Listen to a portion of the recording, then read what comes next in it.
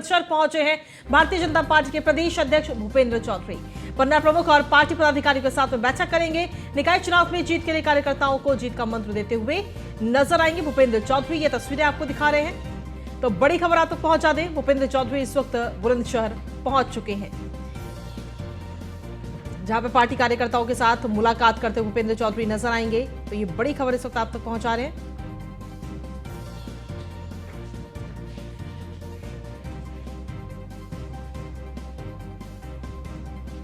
तो निकाय चुनाव में जीत के लिए कार्यकर्ताओं को जीत का मंत्र देते हुए नजर आएंगे भूपेंद्र चौधरी। ये तस्वीरें आपको दिखा रहे हैं, बुलंदशहर पहुंच चुके हैं भारतीय जनता पार्टी के प्रदेश अध्यक्ष भूपेंद्र चौधरी।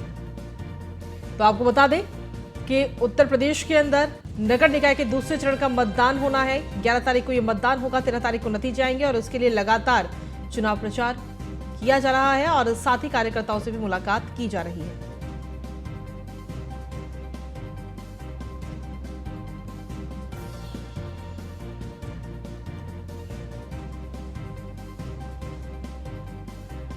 तो इस वक्त की बड़ी खबर आप तक पहुंचा रहे हैं। निकाय चुनाव में जीत के लिए कार्यकर्ताओं को जीत का मंत्र देते हुए नजर आएंगे भूपेंद्र चौधरी। बुलंदशहर पहुंचे हैं इस वक्त।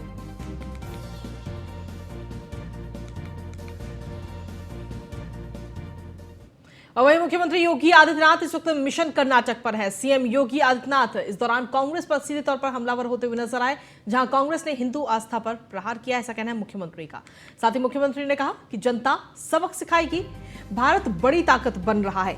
तो सीधे तौर पर कर्नाटक से चुनावी हुंकार भरते हुए नजर आए मुख्यमंत्री योगी आदित्यनाथ और इस दौरान सीधे तौर पर कांग्रेस पर भी हमलावर हुए और कहा कि जनता सबक सिखाएगी। पीएम मोदी के नेतृत्व में देश विकास कर रहा है, गरीबों को आवास मिल रहा है। कहीं हाईवे, कहीं रेलवे, कहीं एयरपोर्ट, कहीं आईआईटी, कहीं आईआईएम, कहीं साइंस सिटी, इन सब का निर्माण युद्ध स्तर पर हो रहा है। तो तीसरी ओर भारतीय जनता पार्टी नेतृत्व की डबल इंजन सरकार ने पूरे देश के अंदर पीएम आवास योजना के माध्यम से बिना भेदभाव के हर गरीब को आवास की सुविधा उपलब्ध करवाने का कार्य किया। हर गरीब के घर में टॉयलेट उपलब्ध करवाने का कार्य उपलब्ध करवाया गया। हर गरीब को 5 लाख रुपए की आयुष्मान भारत की स्वास्थ्य बीमा का कवर दिया गया। और कोरोना कालखंड में आपने देखा होगा, कोरोना कालखंड में पिछले 3 वर्ष से ये डबल इंजन की सरकार का करिश्मा है कि भारत के 80 करोड़ लोगों को फ्री में राशन की सुविधा का लाभ भी कोई दे रहा है कि डबल इंजन की भारतीय जनता पार्टी की सरकार दे रही है। भाइयों बहनों, कोरोना जैसी महामारी से बचाव के लिए ये डबल इंजन की सरकार आज 220 करोड़ वैक्सीन की फ्री डोजेज भारत के नागरिकों को उपलब्ध करवाने का कार्य भी की। वहीं डिप्टी सीएम केशव प्रसाद मौर्य ने एटा में निकाय चुनाव को लेकर जनसभा की और इस दौरान उन्होंने भारतीय जनता पार्टी बनाम बीजेपी की लड़ाई पर कहा कि कोई बीजेपी बनाम बीजेपी की लड़ाई नहीं है। जो बीजेपी के खिलाफ लड़ रहा है वो बीजेपी बनाम बीजेपी नहीं, बीजेपी का विरोधी है। उन्होंने कैलाशगंज में आयोजित चुनावी सभा में एटा के सभी निकाय चुनाव के प्रत्याशियों के लिए वोट देने की भी अपील की है।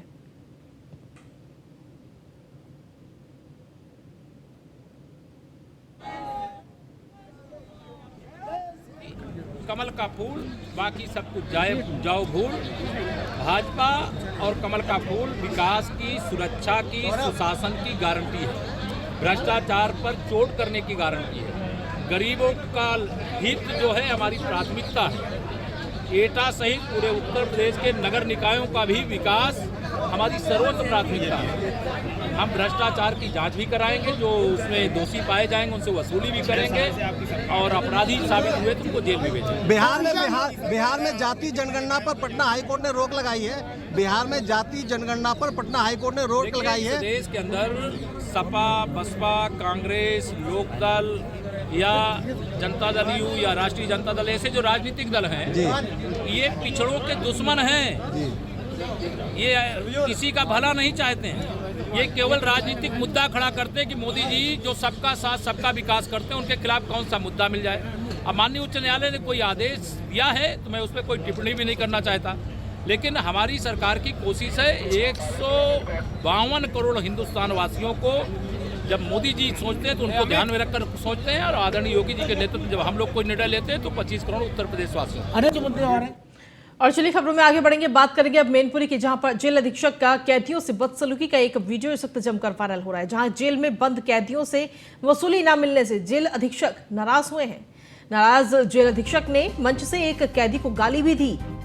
जेल अधीक्षक कोमल मंगलानी की ये करतूत इस वक्त कैमरे में भी कैद हो गई। पैसे न देने पर कैदी पर अधीक्षक बरसती हुई नजर आई। संबोधन के दौरान चप्पल पहनी हुई नजर आई। जेल अधीक्षक का ये पूरा वीडियो इस वक्त जमकर वायरल हो रहा है और एक्सक्लूसिव वीडियो भी न्यूज़ 1 इंडिया के पास मौजूद है।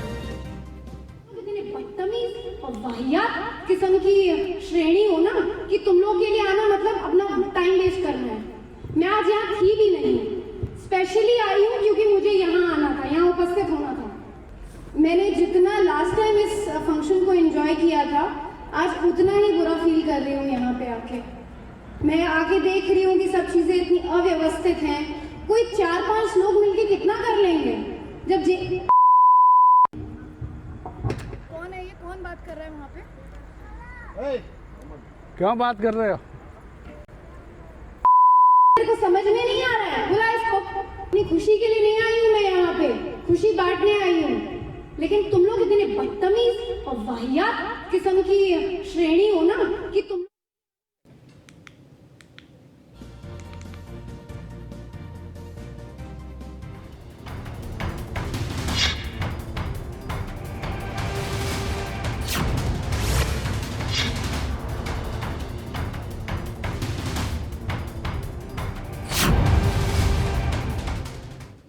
चौबीस की पिच तैयार है। क्या उत्तर प्रदेश में 2024 की लड़ाई के लिए राजनीति की पिच की नींव मुख्यमंत्री योगी आदित्यनाथ ने रख दी है? ये हम इसलिए कह रहे हैं क्योंकि सीएम योगी पश्चिमी यूपी के जिन जिन जगहों पर भाषण दे रहे हैं वहां एक बात का जिक्र जरूर खास तौर पर है। जनता को बताते हैं कि उन्होंने कानून व्यवस्था को मजबूत बनाने के लिए क्या क्या किया है, माफियाओं का क्या हश्र हो रहा है। देखिए ये रिपोर्ट। 4 मई को कुख्यात गैंगस्टर अनिल दुजाना के मेरठ में एनकाउंटर के बाद साफ हो गया वेस्ट यूपी में शांतिपूर्ण माहौल बनाने के लिए योगी सरकार का एक्शन ताबड़तोड़ होगा। गौतम बुद्ध नगर में प्रभाव रखने वाले 7 गैंगस्टर को सरकार ने लिस्टेड कर रखा है। अनिल दुजाना के एनकाउंटर के बाद अब 6 बजे सबके सब जेल में हैं। योगी यूपी में जहां जहां जा रहे हैं वहां वहां यही कह रहे हैं, यूपी में सब चंगा। सपा बसपा की सरकारों में यहां पर अराजकता का तांडव था। पेशेवर माफिया और अपराधी अराजकता फैलाते थे। ये पार्टियां अवसरवादी ही नहीं, अराजकतावादी भी थी। इनके एजेंडे में विकास नहीं था। कोई हज हाउस के नाम पे पैसा खर्च करता था, कोई कब्रिस्तान के नाम पे पैसा खर्च करता था। आज भाइयों बहनों उन सब की स्थिति आप देख रहे हैं। ना दंगा ना कर्फ्यू, यूपी में सब चंगा। ये बात सीएम योगी जहां जा रहे हैं वहीं जनता को बता रहे हैं। ऐसा लग रहा है कानून व्यवस्था सीएम योगी की उपलब्धियों की लिस्ट में पहले पायदान पर है, जिसका मकसद 2024 की ओर ले जाना। हालांकि विपक्ष की ओर से घिरने का तो प्रयास हो रहा है, लेकिन योगी को घिरते घिरते खुद घिर जा रहा है विपक्ष। भारतीय जनता पार्टी नगर निकाय चुनाव को पूरी गंभीरता के साथ ले रही है और उसी तरह पूरी तन्मयता के साथ भारतीय जनता पार्टी का पूरा नेतृत्व, पूरा संगठन, पूरे कार्यकर्ता मनोयोग से लगे हैं। और योगी आदित्यनाथ जी उन सभी के लिए एक आइडियल हैं कि जिन्होंने बड़ी संख्या में रैली करके उत्तर प्रदेश की जनता के साथ संवाद के साथ जीत के लिए उन्हें प्रेरित किया है।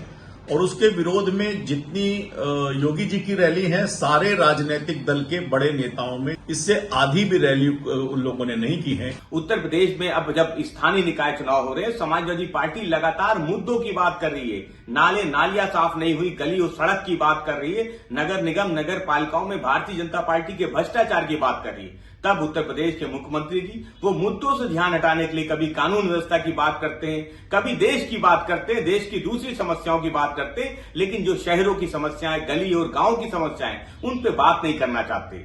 समाजवादी पार्टी जनता का ध्यान मुख्य मुद्दों पे ही केंद्रित रहने देगी और स्थानीय निकाय चुनाव में भारतीय जनता पार्टी को हराने का काम करेगी। तो क्या माना जाए, यूपी में पटरी पर मौजूद कानून व्यवस्था बीजेपी के लिए अहम हथियार बन चुकी है, जिसका तोड़ अभी विपक्ष के पास नहीं है। वैसे घेरने के लिए तो विपक्ष सत्ताधारी बीजेपी को कई मुद्दों पर घेर रहा है, लेकिन इसके सामने वो सारे मुद्दे ध्वस्त हैं। तो ऐसे में सवाल है, क्या यूपी में देश के लोकतंत्र के लिए जो लड़ाई 2024 में होगी, उसके लिए सीएम योगी ने अपनी पिच तैयार कर ली है? और इसलिए जहां भी जा रहे हैं वो यही कह रहे हैं, यूपी में सब चंगा है। Bureau report, news 1 India. वहीं उत्तराखंड की धामी सरकार प्रदेश में सेतु आयोग का गठन करने जा रही है, जिसको लेकर कैबिनेट से मंजूरी भी मिल चुकी है। अब आयोग का ढांचा तैयार किया जा रहा है, जिसके बाद इसी महीने तक आयोग का गठन भी हो जाएगा, जिसको लेकर कैबिनेट से मंजूरी मिल चुकी है और अब आयोग का ढांचा तैयार किया जा रहा है, जिसके बाद मैं आपको बता दें कि गठन हो जाएगा। देखिए ये रिपोर्ट।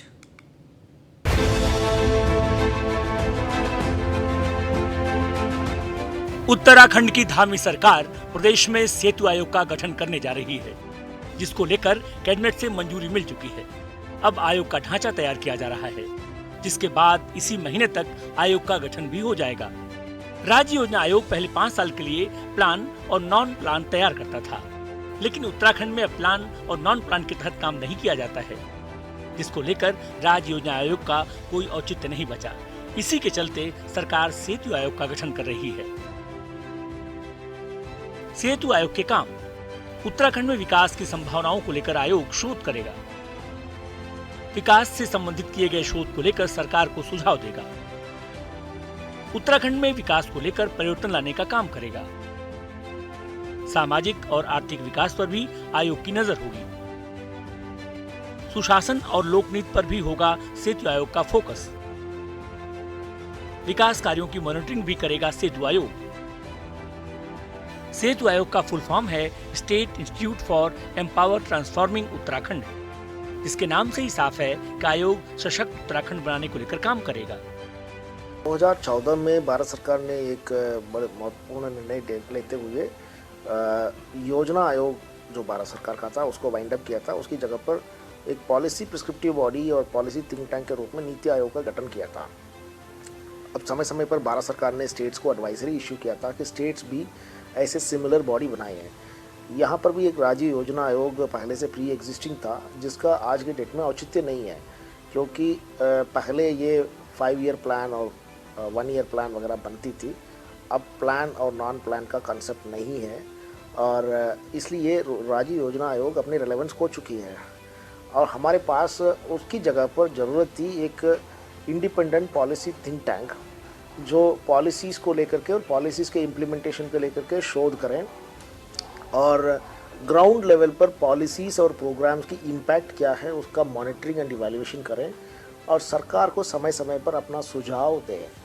और इस उद्देश्य के साथ सेतु आयोग बना रहे हैं। सेतु आयोग के ढांचे की बात करें तो मुख्यमंत्री पुष्कर सिंह धामी आयोग के अध्यक्ष होंगे, तो उपाध्यक्ष का चयन मुख्यमंत्री ही करेंगे। मुख्य कार्यकारी अधिकारी या तो प्रबुद्ध अर्थशास्त्री या फिर रिटायर ब्यूरोक्रेट होंगे, जिसके लिए चयन की प्रक्रिया अपनाई जाएगी। एक्सपर्ट भी आयोग में होंगे, लेकिन जरूरत के हिसाब से एक्सपर्ट की संख्या बढ़ाई जा सकती है। जबकि राज्य योजना आयोग का जो स्टाफ है उसे सेतु आयोग में मर्ज किया जाएगा। सेतु आयोग का जो सेतु जो नाम है SETU, इसका जो एक्सपेंशन आएगा state institute for empowering and transforming Uttarakhand. तो ये उत्तराखंड में परिवर्तन लाने के उद्देश्य से ये आयोग काम करेगा और आयोग के अध्यक्ष माननीय मुख्यमंत्री जी होंगे। उपाध्यक्ष का नॉमिनेशन माननीय मुख्यमंत्री जी के द्वारा किया जाएगा। जो मुख्य कार्यकारी अधिकारी होंगे ये या तो एक प्रबुद्ध अर्थशास्त्री होंगे या कोई रिटायर्ड ब्यूरोक्रेट भी हो सकते हैं और इनका चयन विधिवत किया जाएगा। और उसके अलावा उसके नीचे 3 केंद्र हम लोग बनाएंगे।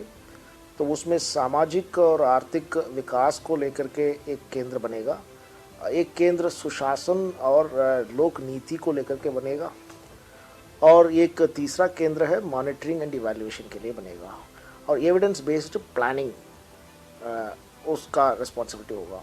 नीति आयोग की तर्ज पर उत्तराखंड में सेतु आयोग बनाए जाने के लिए राज्य सरकार की कैबिनेट ने मंजूरी दे दी है। राज्य सरकार आर्थिक वित्तीय एक्सपर्ट सलाहकारों को भी इस समिति में शामिल करेगी और इसकी अनुशंसा के आधार पर आगे काम करेगी। राज्य सरकार वित्तीय संसाधन जुटाने के साथ साथ आर्थिकी मजबूत करने, रोजगार उपलब्ध कराने पर भी काम करेगी। राज्य सरकार सेतु आयोग के मुखिया मुख्यमंत्री होंगे और इसमें कई सलाहकार आउटसोर्स किए जाएंगे। सचिव मुख्यमंत्री डॉक्टर आर मीनाक्षी सुंदरम ने बताया है कि बहुत जल्द इस समिति का गठन कर लिया जाएगा और कैबिनेट से इसकी मंजूरी हो चुकी है। कैमरा सहयोगी अंजीत के साथ सुदीप जैन, न्यूज़ 1 इंडिया, देहरादून। वहीं उत्तराखंड में जमीन खरीदना पहले जैसा आसान नहीं होगा। दूसरे प्रदेश के लोगों को अब जमीन खरीदने के लिए पूरे वेरिफिकेशन के नियमों से गुजरना होगा। सरकार इसको लेकर कड़े नियम बनाने जा रही है ताकि बेरोक-टोक जमीनी प्रदेश में खरीदी ना जा सके। कैबिनेट बैठक में इसको लेकर चर्चा भी हुई। मुख्यमंत्री पुष्कर सिंह धामी ने जमीन खरीदने के लिए वेरिफिकेशन को भी मंजूरी दे दी है। वहीं सचिव मुख्यमंत्री आर मीनाक्षी सुंदरम ने जानकारी देते हुए कहा कि राजस्व विभाग को इसके लिए अध्यादेश लाने के निर्देश दिए गए, यानी कि अध्यादेश आते ही वेरिफिकेशन का नियम प्रदेश में लागू हो जाएगा। धामी सरकार के इस फैसले से बीजेपी में काफी उत्साहित नजर आ रही है, लेकिन वहीं कांग्रेस का कहना है कि जिन लोगों ने उत्तराखंड में जमीन खरीद ली है, क्या सरकार उनका भी वेरिफिकेशन करवाएगी? अन्य भी कृषकों के हित में, क्योंकि इंटरप्रेन्योरशिप को बढ़ाने के लिए, कृषकों का योगदान बढ़ाने के लिए, पशुपालकों को सुविधा देने के लिए हम पशुधन मिशन इस पर जो है आज किया गया है। निश्चित रूप से इससे पशुधन के क्षेत्र में काम करने वाले कृषकों को बहुत बड़ा प्रोत्साहन मिलेगा, उनको आगे बढ़ने का अवसर मिलेगा। इसके साथ साथ जो ज़मीनें हैं पहले बेरोक-टोक खरीदी जाती थी, उस पर अब जांच होने के बाद, पूरी पृष्ठभूमि जांचे जाने के बाद कि आखिर किस लिए उत्तराखंड में ज़मीन लेना चाहते हैं, किस लिए वो रहना चाहते हैं, किस लिए आना चाहते हैं, उन सभी चीज़ों की जांच होने के बाद ही अब इस पर निर्णय हो पाएगा। अभी हमने कहा है कि कल से ही जो है इस पर सब पर रोक लग जाएगी। और साथ में अन्य भी सेतु जो नीति आयोग की तर्ज पर बनाने का भी आज मंत्रिमंडल में हमने फैसला कर लिया है। उससे बहुत सारी चीज़ों पर, बहुत सारे निर्माण कार्यों से लेकर नवाचार करने में राज्य के अंदर अनेकों जो विभाग हैं उन सभी को सहायता मिलेगी और जो नया उत्तराखंड है, संकल्प नए उत्तराखंड का, वो साकार दिशा में आगे बढ़ेगा। माननीय मंत्रिमंडल में एक सुमोटो निर्णय था माननीय मंत्रिमंडल का, और उस पर चूंकि प्रशासनिक विभाग राजस्व विभाग है, तो राजस्व विभाग उसको अध्यादेश के माध्यम से करने जा रहे हैं। अध्यादेश का प्रारूप जल्दी सक्षम स्तर पर अनुमोदन लेकर के। क्या अभी तक जो बाहरी व्यक्ति यहाँ जमीन खरीद रहे थे, विगत 6 वर्षों से भारतीय जनता पार्टी सत्ता में है, क्या इन्होंने उनका वेरिफिकेशन किया कि नहीं किया? इसका मतलब आज तक इन्होंने उनका कोई भी कहीं भी कोई भी सत्यापन नहीं किया। जो आए वो खरीद ले। भाजपा उनका भी तो सत्यापन करे, जिनको इन्होंने वो दी है, अभी तक जमीन दी है, दान में दी है, कुछ दिया है, उसका भी कम से कम पार्टी को सत्यापन करे। सरकार ने जो अभी निर्णय लेने का फैसला किया है कि जो बाहर का व्यक्ति उत्तराखंड राज्य में जमीन खरीद रहा है या कुछ भी काम करने वाला है, उसके बारे में विस्तृत जानकारी जुटाई जाएगी। अगर वो कहीं आपराधिक प्रवृत्ति का व्यक्ति है, कोई उसके खिलाफ अपराध है, तो ऐसे व्यक्ति को राज्य में जमीन खरीदने और कारोबार करने से रोका जाएगा। ये निर्णय राज्य के व्यापक हित में है और राज्यवासियों ने इस निर्णय की प्रशंसा की है और मुख्यमंत्री जी को बधाई दी है। निश्चित रूप से जो देवभूमि का जो वातावरण है, यहाँ का जो सनातनी वातावरण है, उसको अगर कोई भी खराब करने की कोशिश करेगा तो उसके खिलाफ सरकार सख्त कार्रवाई करेगी। और चलिए खबरों में आगे बढ़ेंगे, बात करेंगे पीलीभीत की, जहां पर भारतीय जनता पार्टी ने 9 कार्यकर्ताओं को पार्टी से निकाल दिया है। टिकट न मिलने से ये लोग निर्दलीय चुनाव लड़ रहे थे। पार्टी विरोधी गतिविधियों में संलिप्त होने पर यह बड़ी कार्रवाई की गई। 9 बीजेपी के पदाधिकारी कार्यकर्ता 6 साल के लिए निष्कासित किए गए हैं। जिले भर के 9 पदाधिकारियों और कार्यकर्ताओं पर यह बड़ी कार्रवाई की गई है।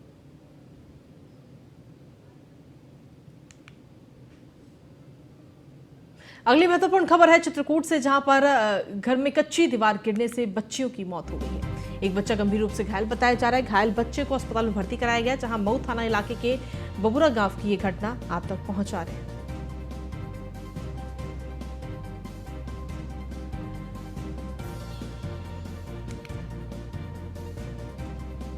तो कच्ची दीवार गिरने से 2 बच्चों की मौत हो गई है इस हादसे में और एक बच्चा घायल बताया जा रहा है। मऊ थाना इलाके के बबुरा गांव में यह हादसा हुआ है। तस्वीरें भी सुखा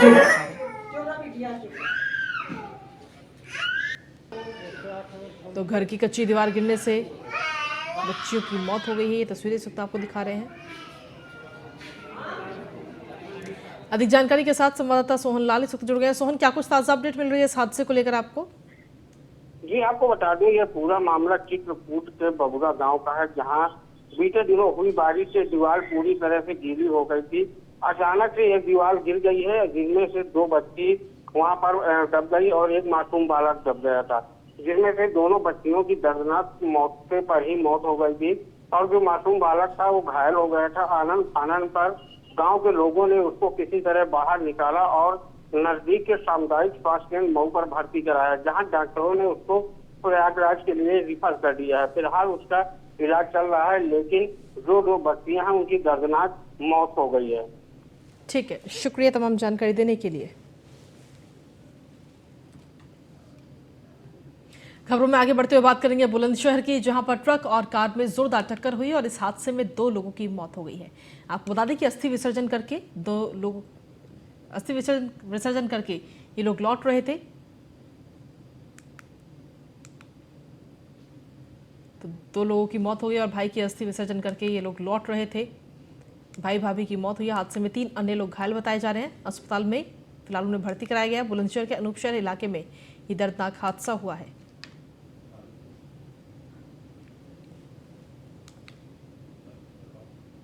अगली खबर लखनऊ से, जहां थाना विकास नगर सेक्टर C के एक घर में अचानक भीषण आग लग गई। सूचना मिलते ही विकास नगर पुलिस मौके पर पहुंची। घर में लगी आग को बुझाते समय सिपाही अभिषेक के हाथ आग से झुलस गए। कड़ी मशक्कत के बाद इस आग पर काबू पाया गया। उधर से कोई पाइप से पानी मार।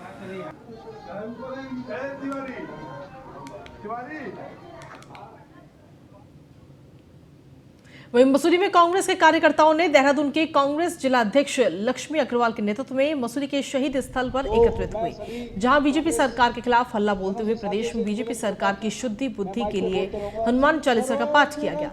इस मौके पर कांग्रेस कार्यकर्ताओं ने बीजेपी सरकार और मंत्री कैबिनेट मंत्री प्रेमचंद अग्रवाल के खिलाफ जमकर नारेबाजी की।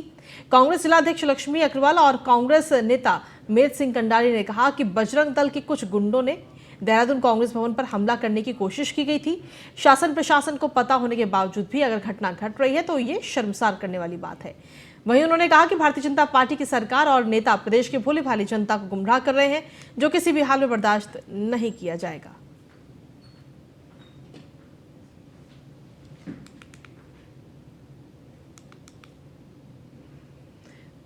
बद्रीनाथ धाम में श्रद्धालुओं का आंकड़ा इस वक्त बढ़ता हुआ नजर आ रहा है। 1 लाख के पार ये आंकड़ा पहुंच चुका है। अब तक धाम में तकरीबन 1 लाख के करीब श्रद्धालुओं ने बाबा बद्रीनाथ के दर्शन किए हैं। आपको बता दें कि बद्रीनाथ धाम के कपाट 27 अप्रैल को खुले थे। पिछले दिनों हुई बारिश और बर्फबारी के बावजूद श्रद्धालुओं की संख्या लगातार बढ़ रही है। बद्रीनाथ धाम मौसम इन दिनों सुहावना बना हुआ है। तीर्थयात्री बद्रीनाथ धाम में पहुंचकर चोटियों में बर्फबारी का भी आनंद ले रहे हैं।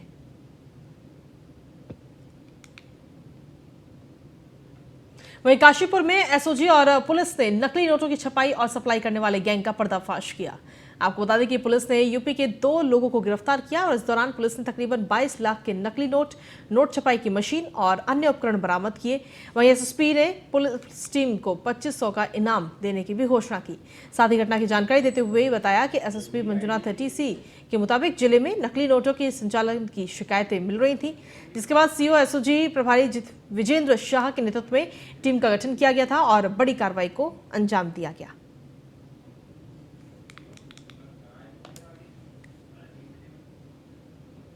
सीएम साहब का निर्देश है कि मुक्त उत्तराखंड बनाना है। इसी तहत जो है डीजीपी महोदय और आईजीपी महोदय का भी निर्देश रहता है। आज उधम सिंह नगर पुलिस को बहुत ही बेहतरीन सफलता मिली है। एसओजी उधम सिंह नगर की टीम द्वारा मुख्य रूप से हमारा कांस्टेबल ललित, आपका ललित बिष्ट, आपका नीरज बोज और विजेंद्र, इनके टीम द्वारा बहुत बेहतरीन सफलता मिली है। आज उधम सिंह नगर के पुलिस द्वारा उत्तराखंड के इतिहास में सबसे भारी मात्रा में जाली नोटों की एक जखीरा बरामद हुआ है। 4417 प्रिंटेड 500 रुपये की करेंसीज बरामद किया है और उसके अलावा 18 जो है अनप्रिंटेड, हाफ प्रिंटेड, एक साइड प्रिंटेड हुआ नोट्स बरामद हुआ है। साथ में प्रिंटिंग करने के लिए उपकरण जो है आपका फोटो प्रिंटिंग क्या बोलते हैं, प्रिंटर, आपका इंक, आपका नोटों की जो पेपर हो ना, पेपर का रिम्स और आपका सर्वर, सब कुछ बरामद हुआ है। इनका कहना ये है कि इनको हाई क्वालिटी रेप्लिका मिल गई ऑनलाइन, मतलब डिजिटल रेप्लिका मिल गया। और खबरों का सिलसिला न्यूज़ इंडिया पर यूं ही लगातार जारी। फिलहाल